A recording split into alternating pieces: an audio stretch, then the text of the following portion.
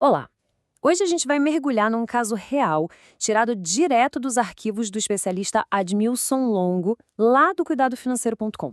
A ideia aqui é mostrar como uma investigação mais a fundo consegue achar a verdadeira causa daquela ansiedade com dinheiro, sabe? Aquela que muitas vezes fica escondida por trás de outros problemas que parecem ser o principal. Sabe essa pergunta? Ela é muito mais comum do que parece. Ter uma boa renda, uma carreira legal e mesmo assim sentir que o dinheiro está no controle, que a vida está amarrada. Essa angústia, essa sensação constante de aperto, é exatamente o ponto de partida do caso que a gente vai analisar hoje. Uma dor que, olha, muita gente sente na pele. Bom, e antes da gente seguir, um aviso super importante, tá? O caso que vamos ver é real, mas todos os dados foram alterados para proteger a identidade de quem foi atendida, claro. O objetivo aqui é totalmente educativo, então nada do que for dito aqui é uma recomendação de investimento, combinado?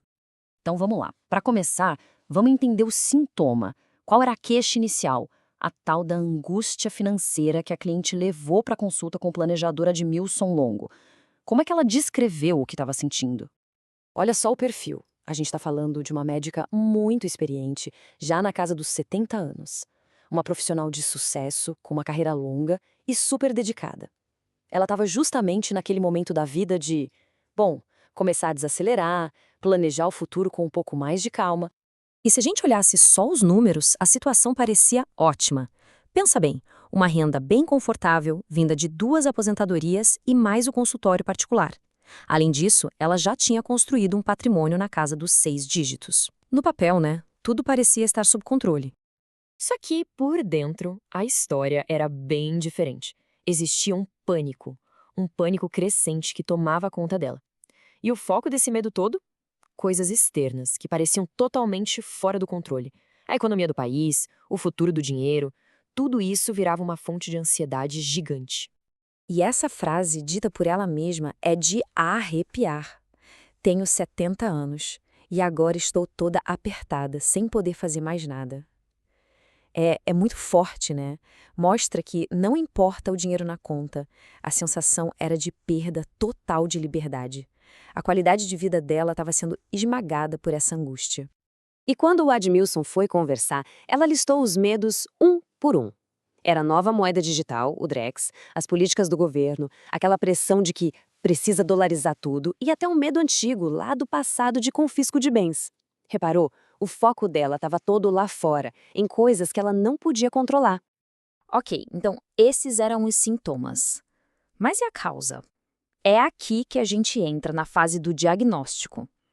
A abordagem do Admilson Longo é justamente essa: ir além do que a pessoa diz que é o problema.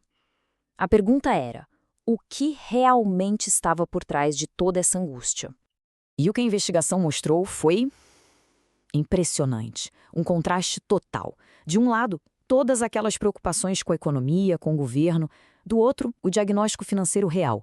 A ansiedade não tinha nada a ver com o Drex ou com política. A raiz do problema era uma decisão interna, a compra de um imóvel de alto valor, um compromisso que ela tinha assumido e do qual, no fundo, já tinha se arrependido.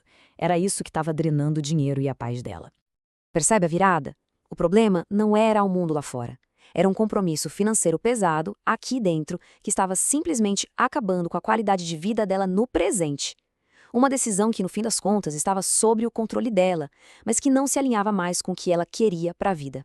E com esse diagnóstico na mesa, tudo muda. Chegamos ao ponto de virada. Sabe aquele momento que a ficha cai? O ahá foi ali que a cliente entendeu a verdadeira raiz do problema e, o mais importante de tudo, começou a enxergar uma luz no fim do túnel. Um caminho para sair daquilo. E a grande virada de chave veio com essa frase do Admilson que é genial. Às vezes é melhor um triste final do que uma tristeza sem fim. A ideia aqui era simples, mas transformadora. E se aceitar uma perda financeira agora, para se livrar desse negócio, fosse a decisão mais libertadora de todas? Era sobre isso, trocar um sofrimento que não acabava mais pela chance real de ter paz de novo. A partir desse momento, o plano de ação ficou muito claro. Basicamente, 3 passos. Primeiro, reconhecer. Assumir que aquela compra não fazia mais sentido para os objetivos de vida dela. Segundo, analisar. Pegar o contrato, estudar as opções, ver qual era o caminho para sair do negócio. E terceiro, e mais importante, agir. Tomar uma decisão firme para estancar o problema de vez e pegar as rédeas da vida de volta. E essa história toda nos traz para a grande lição do caso.